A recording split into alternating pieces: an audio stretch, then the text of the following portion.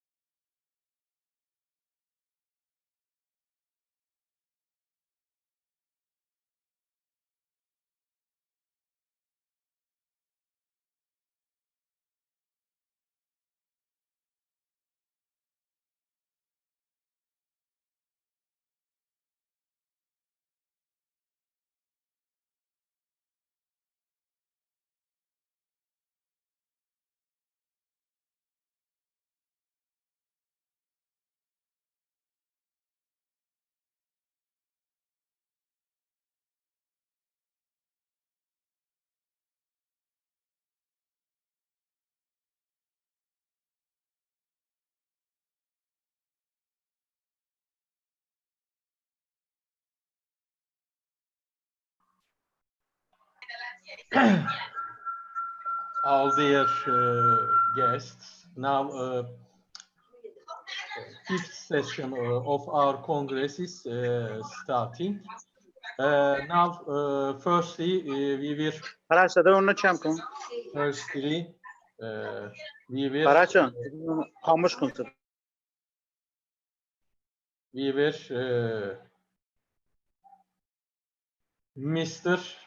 Mr. Najmi Aymer will present his presentation.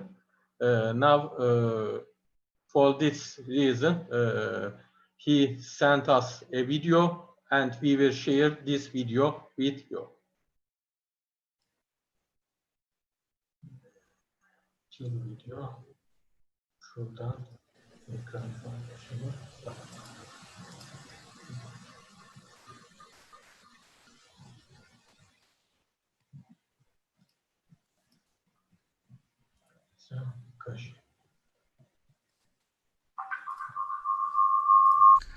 The relationship between credit market and economic growth has been subject to the considerable debate in the literature of development and economic growth.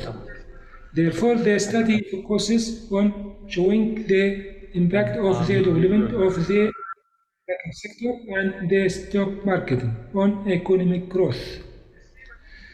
This paper aims to study the relationship between credit market development and economic growth for 17 upper middle income and 13 lower middle income countries. Was tested with panel data analysis for the period 1990 to 2018. The domestic credit to private sector as a proxy for credit market development. Gross national income per capita as a proxy for economic growth. The data were obtained from the website of the IMF and the World Bank. The series have been included in the analysis as logarithms.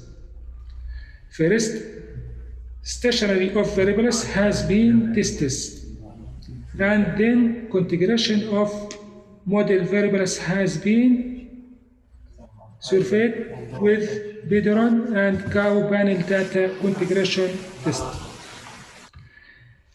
In the second step, should be determined which method is suitable, fixed effects or random effects.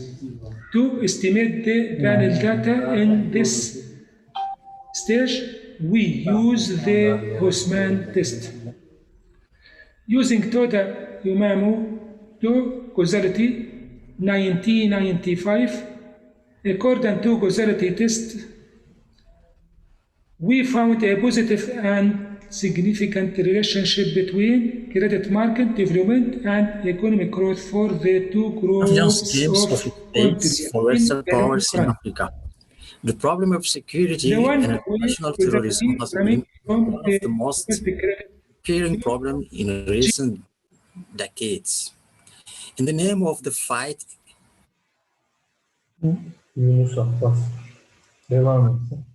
GNI per capita in Malaysia and Thailand. The one-way causality running from GNI per capita to the domestic credit to private sector of Brazil, Botswana, China, Jordan, and Turkey. In addition, the two-way causality between per capita GNI and domestic credit for the private sector in Ecuador, Libya, Mexico, and the upper middle income group as whole. Also, there is no causal relationship in Albania, Argentina, Armenia, Algeria, and Tonga. Finally, this result enabled the banking sector to, however, develop the service provided by the banking system to the private sector, which boosts economic growth rates. Thank you for listening. The analysis of inflation rates in Libya. This paper analyzes the relationship between inflation rate and economic growth in Libya during the period 1990 to 2019. Applying structural vector autoregressive models. From the analysis, it is concluded that, according to the evidence, there is a negative relationship between inflation rate and economic growth. At this step, the result of the impulse response function of the estimated FAR model. For this, the Shiraxi orthogonal decomposition has been used, which will allow us to identify the effects of certain shocks. According to our results showed the following. There is a long-term equilibrium relationship between the variables, using the lag equal 3.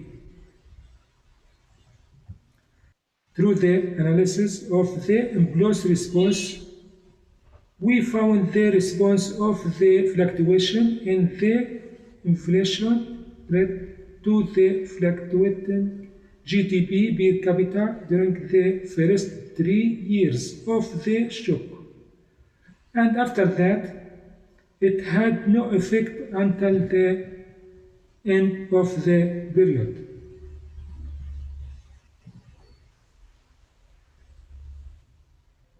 With the response to fluctuations in the inflation rate to the fluctuation of the money brought is positive during the first 5 years of the shock.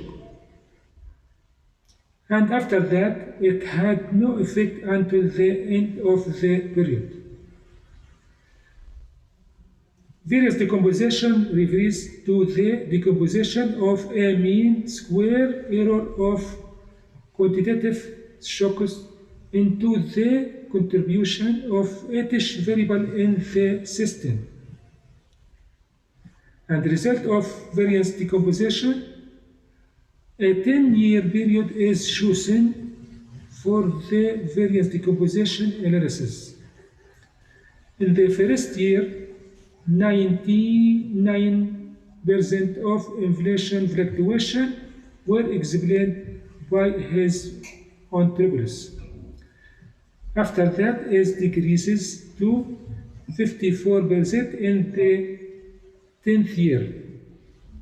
This indicates that the change in the expected version in inflation is mainly due to its own turbulence and listing impact. We also found strong evidence of the importance of the money brought in the inflation process. Thus, improvement of the long-run growth potential depends on the emulation of the interests that stem from high inflation rates. Thank you for listening. Islamic banking in Libya. Islamic banking has created acceptance by depositors and investors who wish to deal with bank in accordance with the provision of Islamic Sharia in Libya, but there are challenges facing the development of the Islamic banking industry in Libya. Therefore, the monetary authorities must find a solution to meet the challenge and diversify diversify product while expanding to method of banking Islamic. On this basis, the paper aims to identify the main challenges facing the Islamic banking business in terms of its development role.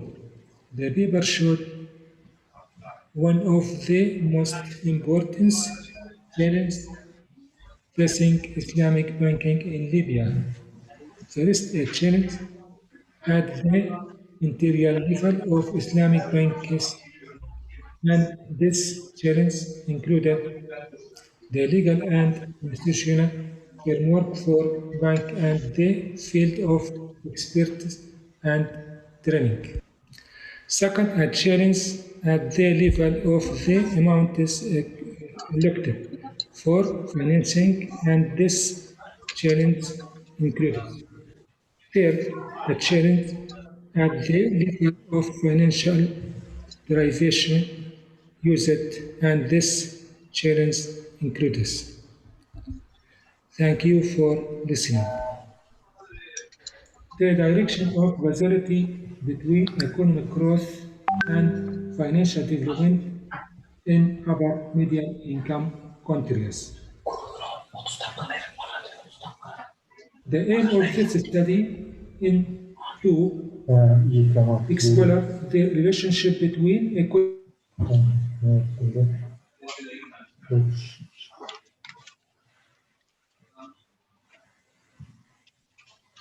Umut, adamın görüntüsü devam ediyor.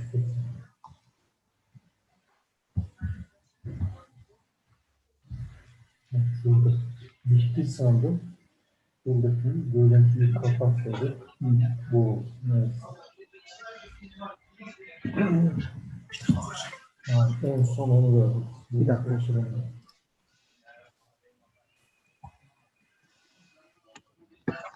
growth per capital expresses economic growth as dependent variable.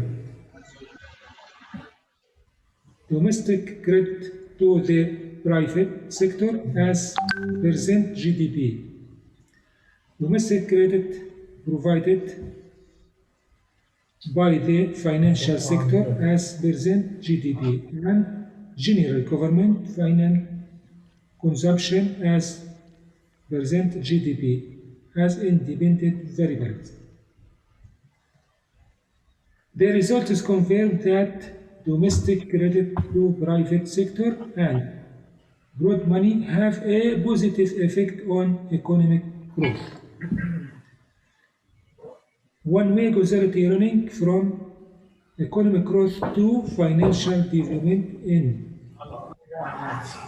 Jordan, Morocco, Malaysia, Botswana, China,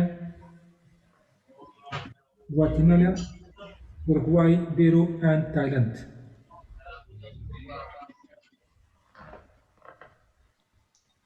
In addition, one-way causal relationship is running from financial development to growth in the countries of Algeria, Egypt, Saudi Arabia, Dominican Republic, Malaysia, South Africa, and Turkey.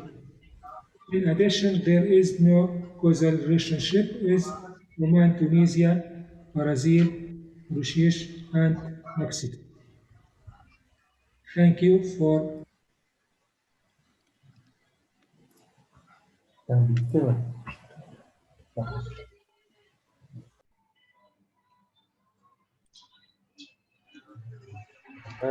Now, thank you for Mr. Najmi Muhtar for his presentations. Is there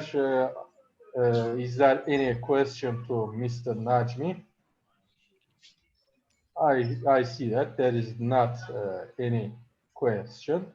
So now time is for Yunus.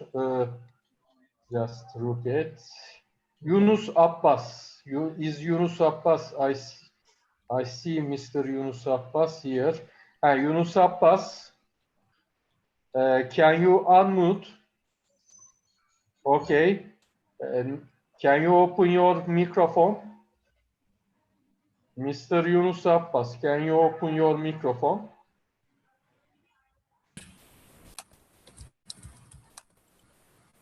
Mr. Yunus Abbas, do you hear me? Yes, I'm here, you sir. Can you hear me? Yes, but your voice is too low. Okay, should Mr. I? Yunus Abbas.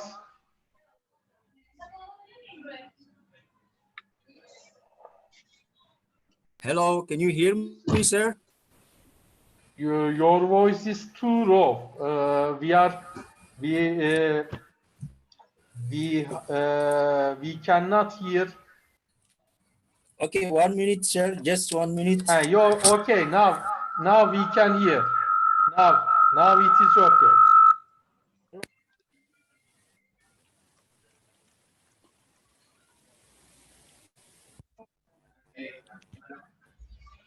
Hello.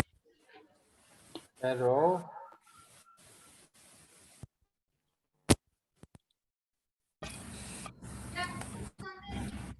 Hello, sir. Can you hear me now? Yes, we Yes. can hear you now. Okay. First of all, I want to talk Turkish. Then after that, I will do my presentation in English. It is possible? Of course, it is possible. Okay. Öncelikle Serkan hocama ve tüm emeği geçen bu düzenlenen konferansa teşekkür etmek istiyorum. Benim adım Salih Yunus Abbas. Ben Çatlıyım. Lingüistik bölümünden mezunum. Çat'tan Arapça ve Fransızca ile. Burada Ankara Üniversitesi'nde Fransız Dili ve Edebiyatı bölümünden mezun olmak üzereyim. Hani doktora Fransız Dili ve Edebiyatı üzerinden mezun olmak üzereyim. Şimdi benim sunumum G5 yani G5 grubu ilkesi üzerinde ama İngilizce ile hazırladım. Ancak benim kameram burada sıkıntı olduğu için gözükmüyorum.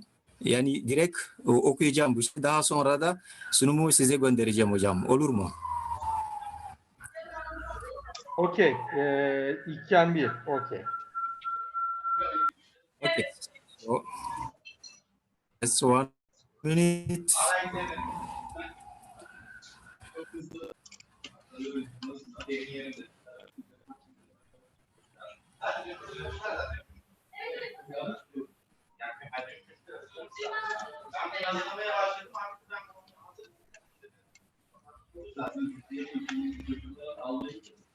Okay, so now my presentation, it is about the G5 Sahel. Can you hear me now, sir? Yes, I can. Can hear you now. Okay, so the G5 Sahel, various games of stake for Western powers in Africa. Excuse me, I forgot you have 5 minutes. 5 minutes. Sir. Okay, thank you. So the problem of security and international terrorism has been one of the most recurring problems in recent decades. In the name of the fight against terrorism and insecurity, Western powers such as the United States, France, and England, etc., create geopolitical and strategic zone of influence all over the world and implement intervention plans to achieve the objectives they aim for. These intervention plans meet political, social, economic, and military criteria. One of those areas that meet these criteria is the Sahel. This part of the African continent, located south of the Sahara, rich in natural resources such as oil, gold, uranium, etc., faces a security problem and dysfunctional that is linked to the so-called Western influence zone policies in the region. These troubled policies, again, a geopolitical background which only target the natural resource of this region, create a situation of tension and a feeling of fear relied by anxiety-provoking media. Indeed, thanks to its enormous wealth, the region of the Sahel has multiple potentiality likely to allow its sustainable development. Paradoxically, malfunction prevents it from taking off. The greed and the rivalry.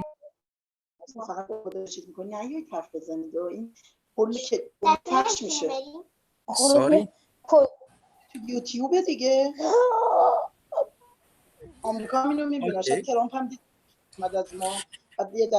and the rivalry between the great powers of which it is the object oblige the leader of the country of the region to put fight against this phenomenon of insecurity. It is within this framework that the G5 Sahel Group was created on February 17, 2040 in Nouakchott in Mauritania during a summit. It brings together 5 countries, namely Burkina Faso, Mali, Mauritania, Niger, and Chad. The group's objective are the promotion and security within member countries through the strengthening of regional and international cooperation, which is a framework of democracy and good governance.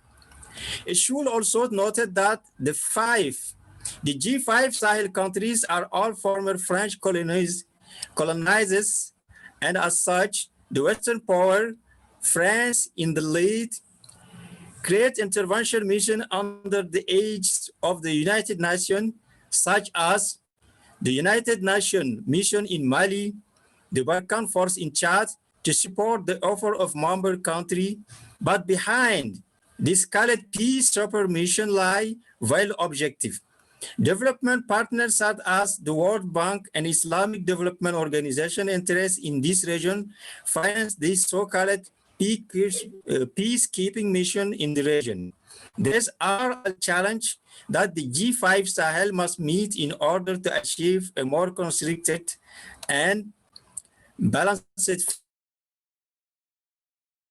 Therefore, address Western interference in this region of Africa and its negative impact on social, economic, demographic, and security levels.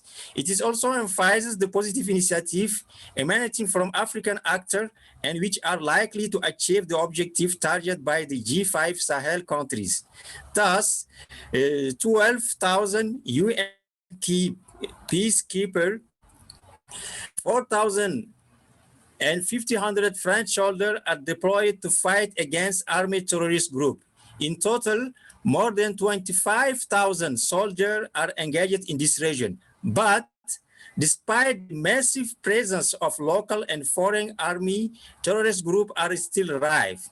This leads some actors to doubt the real objective of this so-called counter-terrorism operation.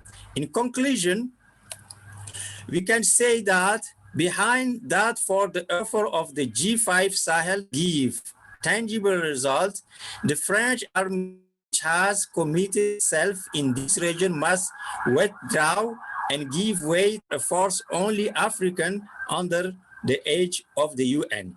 Thank you for listening. Have a good day. If you have any question, I'm ready to answer. Thank you so much. Thank you very much, Mr. Yunus. Of course, development of African country is very important for us. And if there is any question, now let's look at if there is any question. No, I think there is not any question. Thank you very much, Mr. Yunus. You are welcome. And time is for Mr. Sherzok Rakhmanov. Mr. Sherzok Rakhmanov. Mr. Sherzok. Yes, good afternoon again. Can you open your voice? Can you hear me now? Hello? Hello, now we can hear you. Good afternoon, ladies and gentlemen. I'm Sherzad Rahmanov. I'm going to make a presentation. 1 second. Hopefully, you are seeing my screen. Today's my presentation is about formation of land use system in Uzbekistan, past and today. And I'm from Tashkent Institute of Education, Agricultural Mechanization Engineers. The article is depicting formation of land use system in Uzbekistan starting from 8th century till nowadays. Researcher has restricted with current Uzbekistan territorial boundary and its predecessor states of government. Research shows how land use and land owning has changed in Arab invasion, in Timurid system, in Hanite, Soviet, and independence period. The article discussed land use planning has been discussed for every period and differences, how political changes altered the land use system in a particular period of time, based on interests of head of empires influenced on planning system, from primitive to complex land use, how the land use system has shaped the traditions of local people have been elaborated. Land relations after gaining independence have been thoroughly studied and show pros and cons of formation of land use in nearly last 30 years. Uzbekistan is a landlocked country and located in Central Asia. It has a long history starting from 2,500 years back. Even though Uzbekistan has got its name a century ago, but historically Uzbekistan played a major role locating in line with Great Silk Road, center of Great Tamerlane Empire, etc. Land management started in 500 BC, Tashkent, Samarkand, and it has been gradually improved and enhanced based on respective times laws. Uzbekistan has been many systems of land management. Most of them were focused on collecting tax money to enrich budget of ruling empire. And villages, towns, and cities expanded because of population increase, hence letting reclaim the land. As young independent country, Uzbekistan is in transition period to market economy. Uzbekistan declared its independence in 1991. In this period, there were several positive changes in land management and real property market. There were made many important reforms in legislation and organization governmental structure. Properties are sold in real property market and on auctions. So far, 4 resolutions have been approved regarding realization sales of land plots with dimensions of 0.04-0.06 hectare for residential purposes. There are also changes in land code. 4 articles determine sales of land plots. Nowadays, in Uzbekistan is in a process of implementing real privatization process and ownership of land plots in residential areas and the industrial sector. Research is done through studying land use history and legislation based of Uzbekistan from 9th century till now. Facts which links to historical dates are based on books written about history of Uzbekistan. All available history books related to land management have been comprehensively studied. Also, decrees, law, and codes are discussed accurately in order to understand land use planning system in Uzbekistan. Prior to joining Soviet Union, Uzbekistan land tenure was regulated by adat, local traditions, and Islamic law, like Sharia law. State ownership existed along with private ownership. The ruler, the Khan Emir, owned most of the land. Main legal source of land tenure, as well as other Islamic laws, was a book named Al-Hidayah. Source of Islamic legislation were norms and rules of conduct for citizens of Islamic countries, listed in legislative acts stemming from the Holy Quran, the Sunnah, Tafsir, Ijma, Qiyas, and other legal foundation of Islamic law. According to Islamic law, land could be object of trade, rent, object of gift, and hire. Land could be owned by converting undeveloped land to arable land for a certain period of time. So this created condition to person own and utilize land portion, hence own it. Three types of land ownership existed. Amlak land, land belonged to state. Second one is private land, land belonged to local people as a private property. And the third one, Waqf land. Land was attached to mosques and madrasa. For instance, in middle of the 19th century, Hanate land was 16,000 tanab, private land was 134 tanab, Waqf land was 165 tanab in Hiva tanab. Land measurement unit, it varied in size in different parts. So this is how the South countries was formed, including from Khwarezm Khanate, Kokon Khanate, and Bukhara Emirate was conquered by Russians, and they developed 5 different countries like Kazakhstan, Tajikistan, Uzbekistan, Kyrgyzstan, and Turkmenistan. So because of this Soviet period, new land ownerships were introduced, like kolkhoz and sovkhoz. Remains the same with the less or no support of government. Government was their only customer. Dehkan, small land plot holders, commercial farms. Also pay pudra, specialized farms, additional farms, and as well as agriculture cooperative like shirkats. So we can say that there are 5 waves happened in land use ownership. First wave is the main focus was on structural and institutional reforms in agrarian sector. In the process of restructuring state-owned agriculture enterprises, those were transformed into various forms of non-state enterprises. Second wave was formed in 1998 till 2003. By creating a legal base for medium-sized agricultural producers, commercial farms. We call it farmers just. The third wave is 2003-2007 was to find competitive and effective land users. First wave was focused to encourage commercial farms emerged to increase the size of farmland up to 50 hectares and up. Fifth wave till 2014 and present was optimization of farmland in all regions of Uzbekistan. In conclusion, I can say that every period has been discussed in thoroughly. Each period has its own way of implementing land use system. Arab invasion introduced land use system based on Sharia law. State ownership existed along with private ownership. However, land was owned by people for indefinite time and inherited it for the next generation. But land has to left open if state need to building strategic construction like road, railways, and so on. Independence has not changed. Oh, sorry. So this is all my presentations. If you have any questions, I am ready to answer your questions. Thank you, Mr. Sherzod.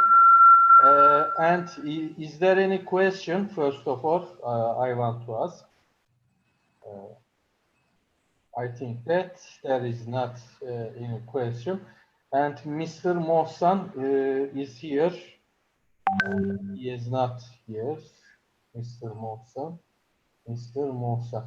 Mr. Mohsan was having a question to Mr.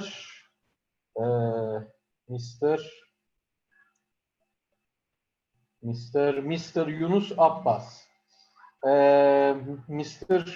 Mohtar, Mr. Mohsen, can you ask it?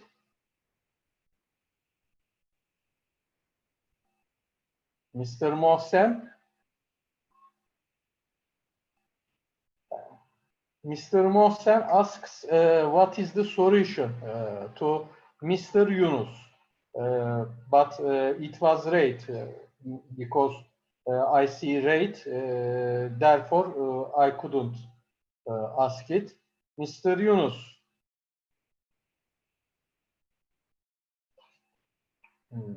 Can you hear me, sir?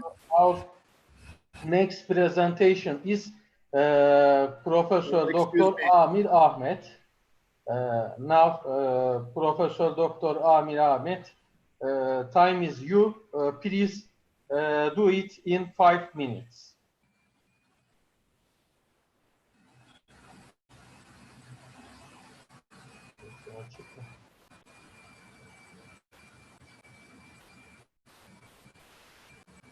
Mr. Amir Ahmet, can you open your microphone?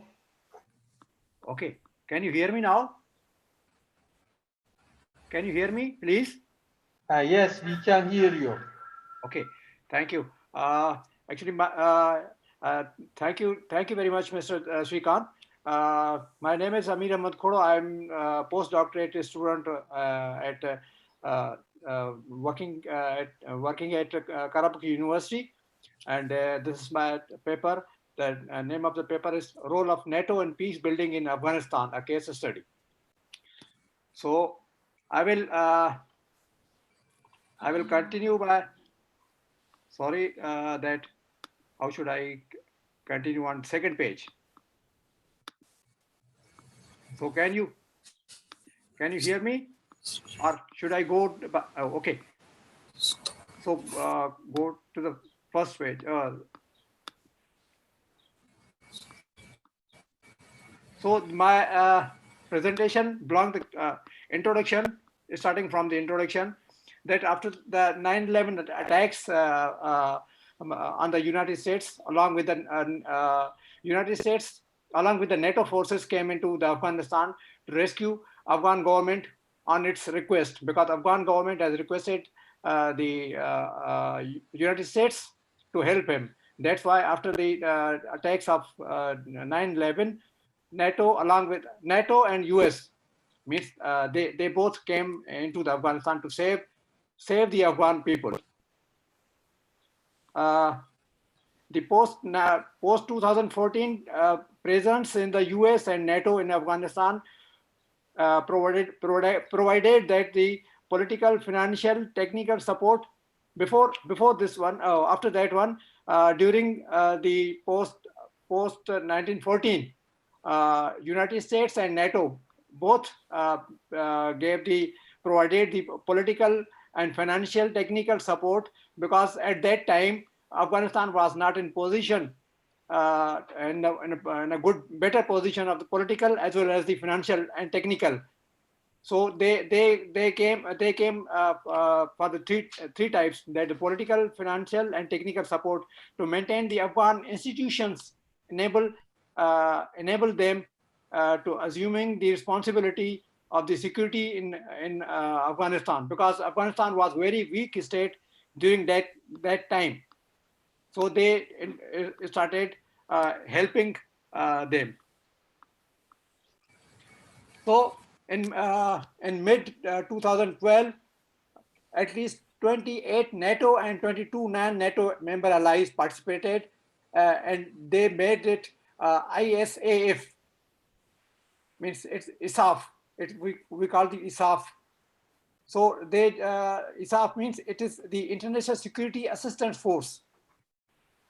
So the main working position of the ISAF was that they operate all these things, including the assistance and the responsibility of the security and political and financial. So during this time, they failed to bring peace in Afghanistan because of the Afghan Taliban. Then the war against terrorism in Afghanistan now seems acquisition of US military presence in the region, and on the other hand, ISAF mission accomplished after 2014. So they wanted to leave the Afghanistan, but there were some problems. There were some problems that due to that problems they couldn't leave, and it was the first was that there was a threat by the Taliban to the NATO forces. But after that one, when sometime peace was established in Afghanistan, NATO forces started leaving the Afghanistan. But to some extent, NATO and Afghan government have threat on the potential rise of Taliban as well. So this is my this was my introduction. Then the second one, please. Conceptual framework. Regarding the conceptual framework, the NATO is operating in Afghanistan since its decades in order to promote the durable peace and stability in Afghanistan government, and it is still vulnerable, and there is a potential threat to resolve the peace if the international community, NATO, is abandoning the country. Then the next, please. The method. Regarding the method of my research paper, it is based on the primary and the secondary data and the techniques adopted to conclude the quantitative research methods. During this research work, article, research papers, different policy reports and journals were studied, and to make this paper, the internet remained the major source of collecting the significant information and the data. So the next, please. Okay. So as far as the results are concerned, that is ISAF withdraw from the Afghanistan during the end of the December in December 2014 after the killing of the Osama bin Laden, because they think that after the killing of the head of the Taliban, their work is finished. So they killed the Osama and then other leadership of Al Qaeda as well. So so on January 1st, 2015, NATO adopted the resolute support mission, and on December 12th, 2014, United Nations resolution was backed. This resolution, they were passed the resolution that they will still be into the Afghanistan and support the Afghanistan to help out for their to promote their political stability and economic durability and the terrorism attacks as well. And then there was one reason that before this the opium crop was very much huge in a huge quantity. It was exported, but when the when the Taliban government came into the Afghanistan, they all abolished abolish the crop of the opium, which was the major source of income for the Afghanistan. So in this way, when this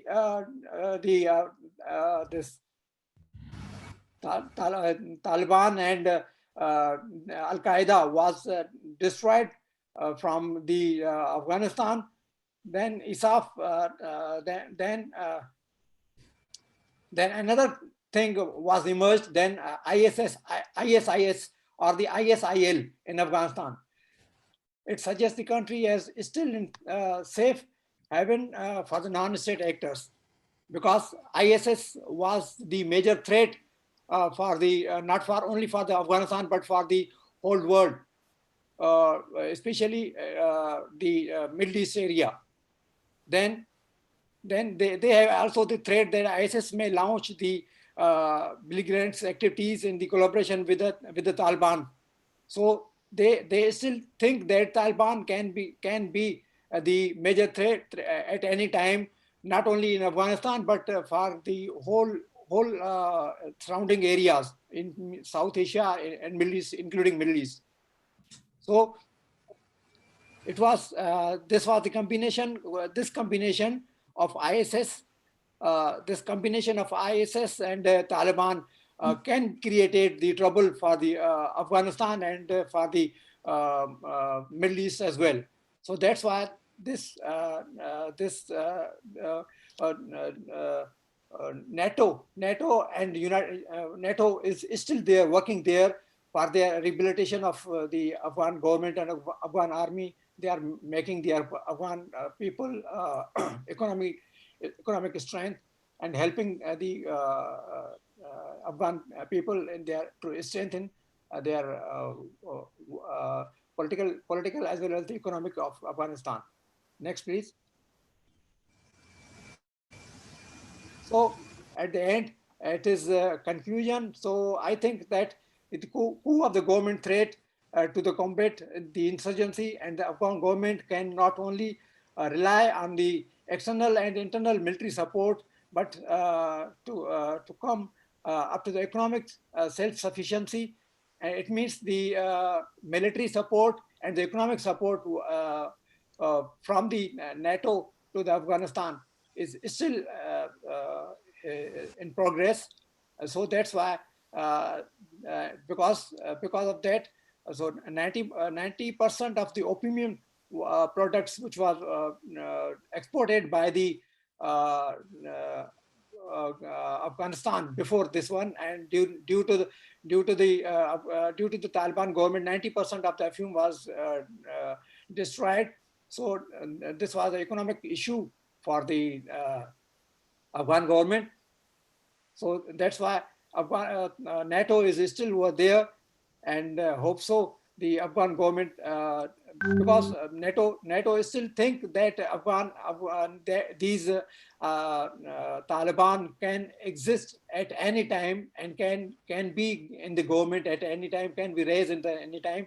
So that's why NATO is still working into the Afghanistan, and I hope that maybe one day NATO leave this area of South Asia, including Afghanistan, to make the Afghan and Afghanistan the proper countries as well. So thank you very much for patience, your patience and listening me. So thank you very much. Thank you again. Thank you, Professor Amir Ahmet. Is there any question? So there is not any question. Thank you very much. Now, if Muhammad Ali Benau here.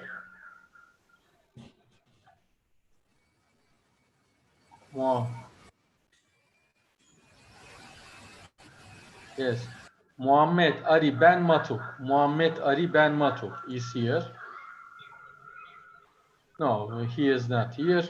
So this session is finished, and we will open the sixth session soon. Thank you very much for your participation. Hope to see you in next session.